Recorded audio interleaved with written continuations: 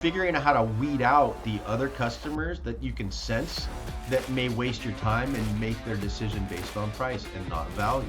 I look at lead sources as cookie jars, man. Aggressive honesty is my my game plan. If you're not 100% committed, don't do it, you know?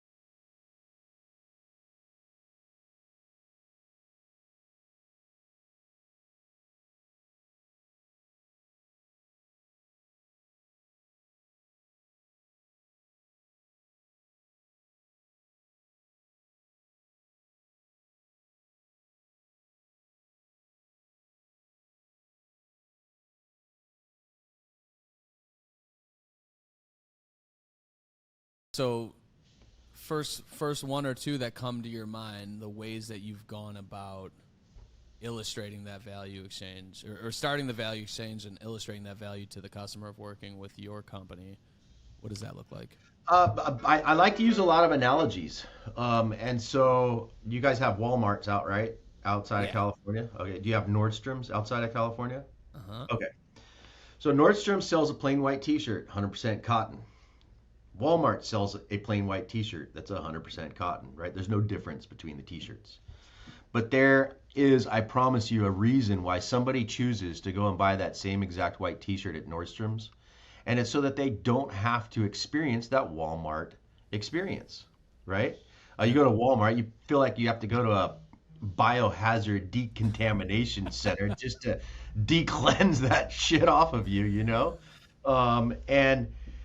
And it really they're not even cutting into each other's market share. You know, they both have different buyers. And so it's really focusing on who your ideal customer is, marketing to that ideal customer, and figuring out how to weed out the other customers that you can sense that may waste your time and make their decision based on price and not value. And so it's really having those granular conversations kind of subliminally and straightforward with the customers. Like, look at, we're kind of the Nordstroms of the industry. If you're looking for that Walmart price, we're probably not going to be a good fit. I probably say no to more customers than they say no to me, and it's strategic. The reason that the person goes to Nordstrom's is so they didn't have to go past a McDonald's, right? They have a Nordstrom's cafe that actually serves healthy food. He goes there because they give you free lemon and cucumber water. He goes there because there's actually a real dude tickling the ivories and not some crappy speakers, you know, blooming down some music from the sky. And so all of these little things, valet parking, right? All of these little tidbits that value that they're exchanging for that higher price item, it's there for a purpose, and there is clientele that choose that. And that's basically kind of how we go about it. I like it. I mean, we do something similar because, you get a website for $1,000, for $5,000, for $30,000. I would say there's probably more, I think, functional difference between the two than, in the situation that you presented, but it's in the similar vein, and like experience is super important. I can go to a really good steakhouse, and if it takes me, if we have a reservation and it takes 20 minutes to get seated after our reservation time, and they don't come over for 20 minutes and ask us what we want as far as what to drink, and they don't take our app order, like they're not situationally aware that now we're 40 minutes in, so they don't ask us if we're ready to order something for apps because we're starving, right? I don't care how good the food is, there's a good chance I'm not going to come back, right? Like experience is oftentimes, I think, overlooked by business owners of all sorts, like how important that is, not only for like that customer and their experience, but for their willingness to go out of their way to be brand ambassadors and talk about how great your company is. Yeah. And all that experience, really, without giving a lot of trade secrets and golden nuggets away. Spill it. It's really about how you've set up the process. You know, it's all the touches and how you're actually touching. You know, a punch to the arm is considered a touch, but a nice caress is also considered a touch, right? I look at lead sources as cookie jars, man, and it's like, if you just off word of mouth, if you never want to grow past whatever you're at, you could be doing, let's say, 1.2 million. You want to stay at 1.2 million, and word of mouth gets you there, and you constantly have 40 jobs on the books, and it's like, whatever. Like, don't fucking spend money in advertising. I'm not trying to coerce you into spending money. Don't, right? And then, like, my first thing I would tell you to do is, like, hey, like, set up Google Local Services. You know, you don't pay us to do that. You do it. Go do it yourself. Whatever. We can help you with some stuff, but go do that. And then, you know, if you get enough leads to satiate your appetite for growth and keep your crew busy, like, stop there. If you want to go a step further, like, let's take a look at your website. What are you doing on Google Ads, SEO, Facebook? Like, now you start saying, but like, I'm a fat kid at heart. Like, a little known fact, like, when I was a kid, I played a lot of football. I was always overweight for Townley, right? So I'm running around with a garbage bag 3 hours before the game to shed those last 3-4 pounds. Because I couldn't eat until I did, right? Here's Fat Mike in a garbage bag. All right, and Jen, my editor, she better queue up like a dope little GIF for that when we clip it. You know, so, but like, I want my hand in every fucking cookie jar, right? If I'm trying to grow, like, I want leads. I want a dynamic strategy that is diversified and is going to bring me opportunities from all across the board. And I'm going to make sure that the folks that I'm supplying with these opportunities are fucking working for them. I'm going to make sure that they're doing things other than just taking my leads and calling them once to earn their keep. It's going to be going to be a benefit of working for a good company. It's not going to be an entitlement, because once it becomes an entitlement, it's very hard for those entitled folks not to be entitled. Yeah. Do you see that at all? Absolutely. 100%. Yeah.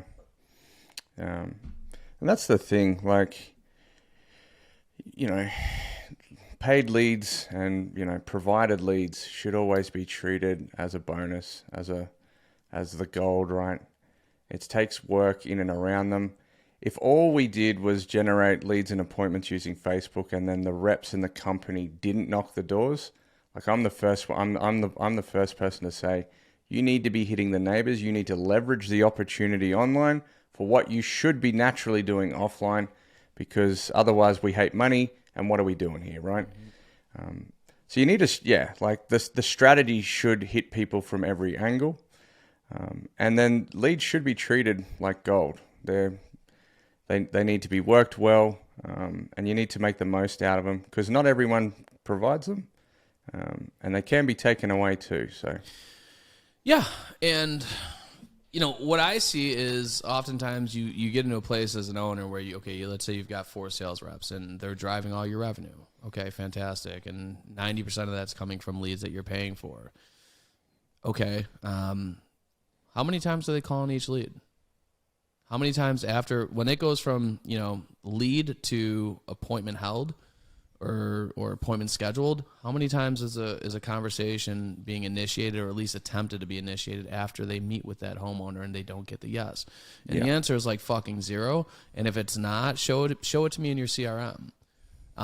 If it's not documented, it didn't happen. How do you point that out? How do you address that as a business owner? Because I think that, you know, anyone listening to this knows somebody or has firsthand experienced this, right? The person that was good for them at some point, but they don't have the value anymore, right? Yep. How do you address that, especially when it's somebody that's near and dear to your heart? Aggressive honesty is my game plan. Because me lying to you is me stealing the gift of evolution from you. Me making it okay, or building systems and processes around your weaknesses as a key player on my team, is me lying to you. And so if you sit them down and say, hey, this is the role that we're moving you into. These are the requirements and responsibilities. Here's the objective KPIs and measurements we're using to judge your execution of that role and responsibilities. If you can't get to here, here's your strengths, here's your weaknesses. I use SWOT for a lot of stuff. Here's your strengths, here's your weaknesses, here's your opportunities, here's your threats. If you can't start being on time for meetings, your job is at risk. People are so afraid to say that. They're so afraid to be honest with the fact of, if you don't make this evolution, your job is at risk. If you can't start reporting, if you can't use the app, if you can't get your scopes right, if you can't be on time, if you can't communicate to the other people on the team with respect, your job is at risk. Most people have never been told their job's at risk. They're just told they're fired. So they're never given the gift of the truth, which allows them to evolve or just see their way out. We evolve as humans. Most people are going to evolve and they're going to change. And it's like, I don't know, if you see a person every day, right, they could lose or gain 20 pounds over the course of a year and you don't really realize it. But for the people that haven't seen them, it's like, holy fuck, you look way different than you did a year ago. So I feel like even with like evolution internally of who we are and our identity and the things that we pursue, like we're constantly changing, and we ourselves don't. I feel like it's much more challenging to notice it incrementally as it's happening, right? But then you look back 4 years and you could say, okay, Chuck the roofer, all he cared about is this, this, and this. Now I realize that, like, when did that epiphany, or when did that light bulb go off that, like, it's time for something different? Was there a specific moment? There's been all kinds of things, like life will change you and humble you as you go through. Things happen in life, they're inevitable. And I think that, just over the course of the time, I grew out of love, or I fell out of love with it, really, and I've always been one of those people that's like, if you're not 100% committed, don't do it, because someone else will be 100% committed. They'll give it the best opportunity, and they'll make the most of it. And, I got to that point where it's probably been, maybe a year. It was in my mind, like, okay, the shift in the industry, the way things are starting to evolve or devolve, I guess. One of the last jobs I did, I had to wait like 9 weeks to get my final check from the insurance company. And I just thought, you know what? Screw this, enough man. is enough. I'm done. I don't want to do this anymore. I'm sick of fighting with these guys. I'm sick of having to argue. And, I have homeowners that are pissed off over stupid little things that we have nothing to do with. And I love all my customers to death, but, I haven't gotten anybody calling me saying, I've stepped on a nail, one singular nail in your yard, even though you gave me a waiver and I signed it stating that I'd find nails. I'm pissed off because I stepped on a nail, and, I don't have that anymore. I'm doing something that I love, which is going to be helping people, helping companies, and, helping sales teams learn how to do this, because that's my passion. I love the sales aspect of it. I love helping homeowners, and, I think I took on a bigger role than I probably should have, because I'm not a good manager. I'm a scatterbrained dude. I have ADHD like nobody's business.